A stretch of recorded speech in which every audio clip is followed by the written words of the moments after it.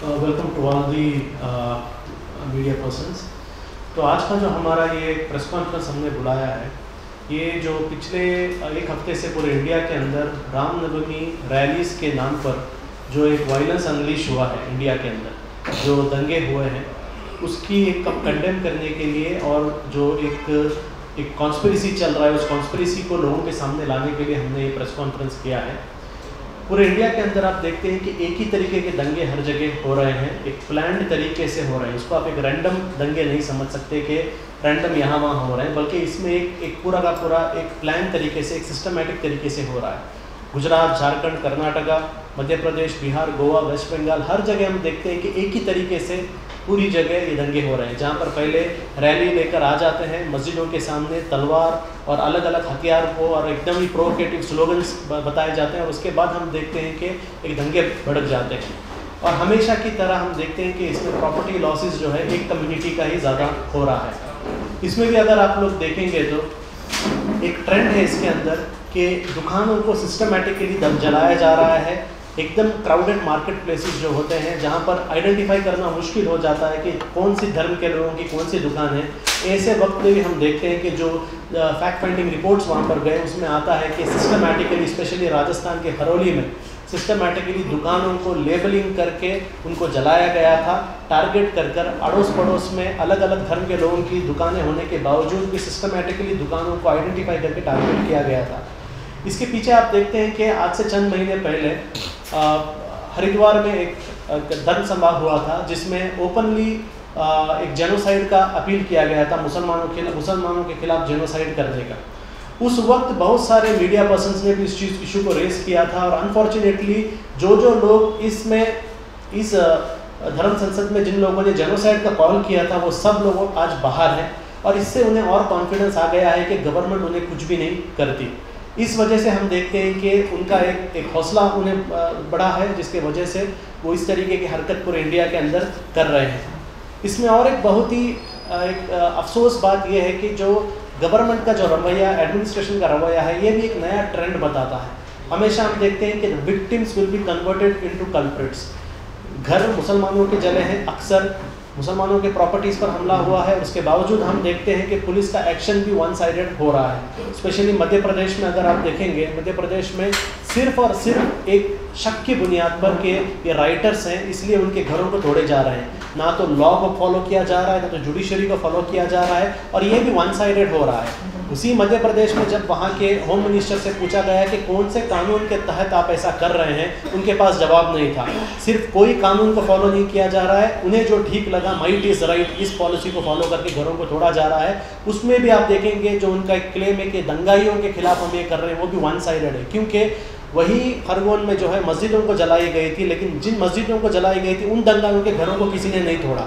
तो सिर्फ one sided Muslims को टारगेट करके तोड़ा जाता है। और यहाँ तक के एक औरत को, जिसको प्रधानमंत्री आवास के थ्रू घर मिला था, गवर्नमेंट के स्कीम के थ्रू घर मिला था, उस घर को भी तोड़ा गया, बता के कि इलीगल है। गवर्नमेंट के स्कीम के बावजूद भी उस घर को भी तोड़ा गया, वैसा रिपोर्ट भी आज आ रहा है।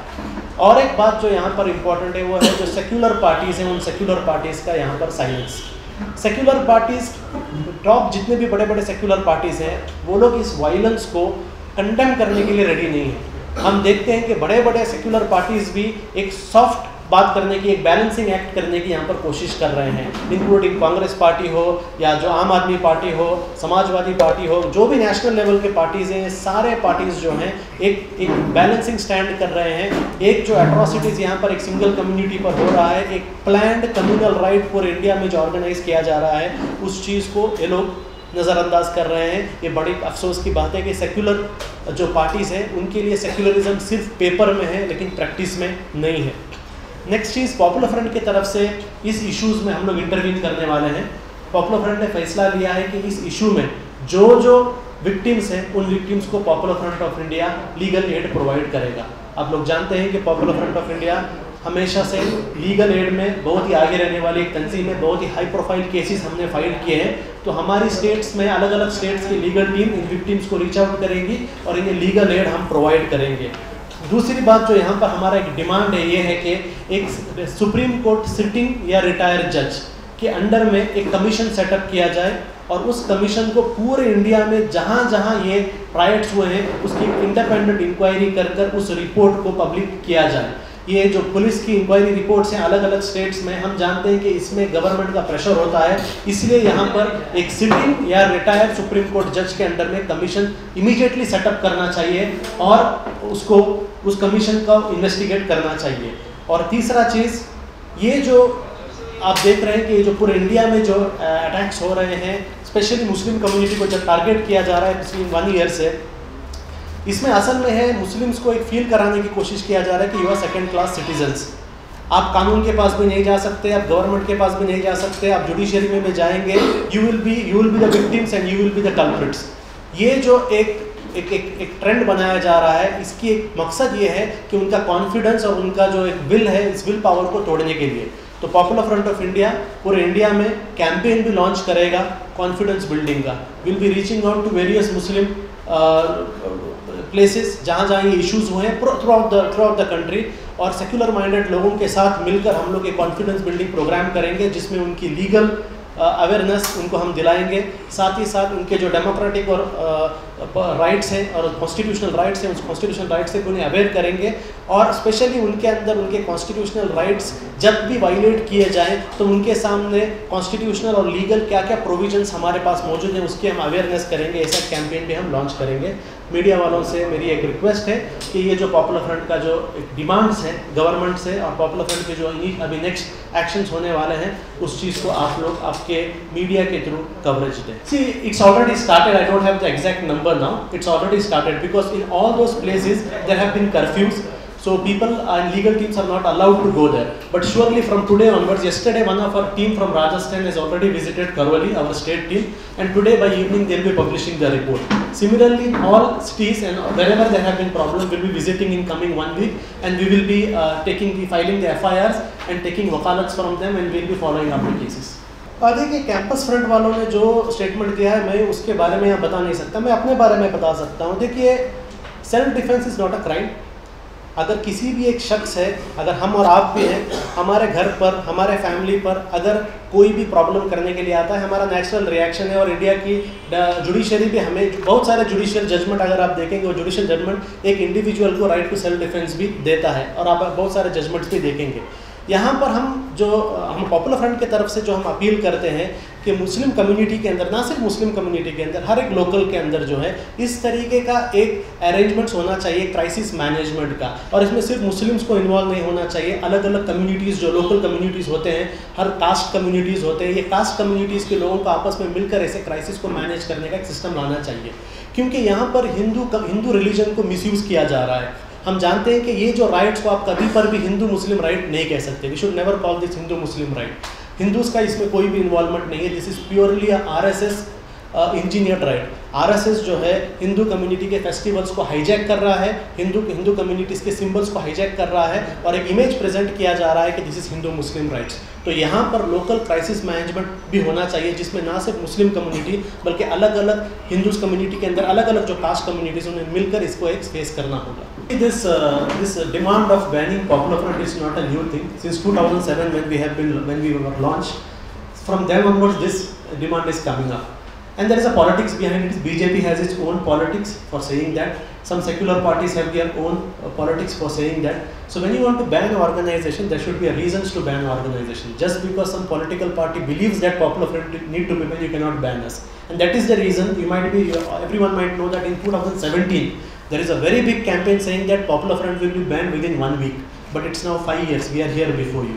That's because it doesn't matter what a political party says of whether to ban Popular Front or not. There should be reasons to ban an organization, and we believe there is no reason to ban Popular Front of India because we have not done anything that gives a reason for banning Popular Front. So this is all talks. There are no actions behind it. Secondly, just wanted to just add to one Ashraf Saab said about Karnataka. See, we have to see that there is a double standard by the government also. See, if there is a crime, the crime has to be seen equally.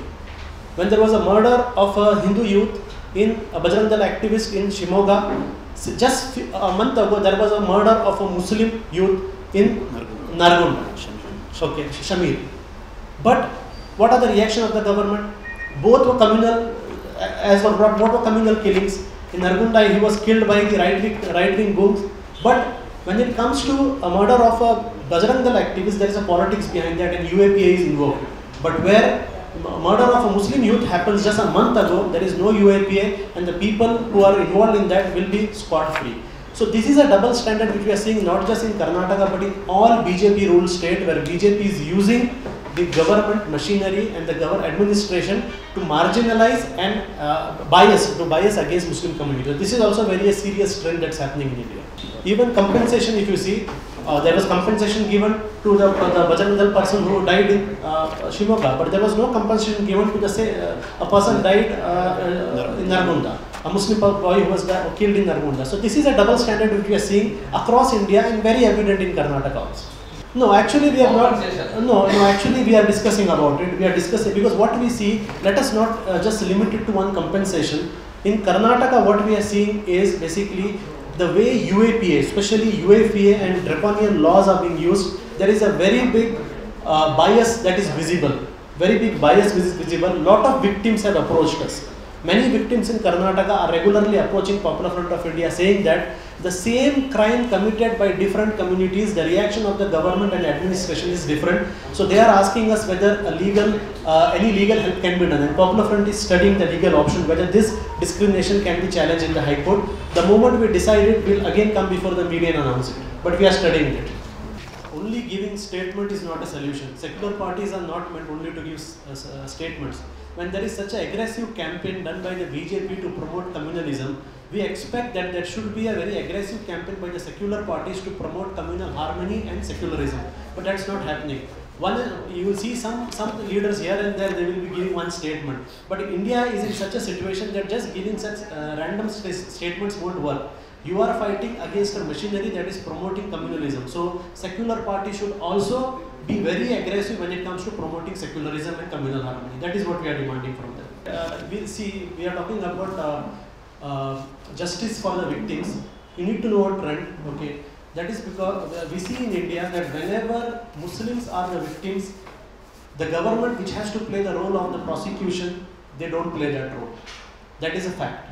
That is the reason we have to provide legal help. And it's not that Popular Front is only providing legal help to one community. There are many instances in Popular Front when we have provided we have approached many weaker sections, whether it's a Dalits, whether it's a tribal, we have approached them to provide legal assistance. Because what we see in India is the government will have a bias, a discrimination when it comes to providing justice to a weaker section or when it comes to RSS related case. This is the example if you see in Shimoga, UAPA has come, NIA has come. In a murder case, NIA and UAPA has been approached in a murder case. But when it comes to a case against Muslim community, you see within 1 month or 15 days they are getting scot-free.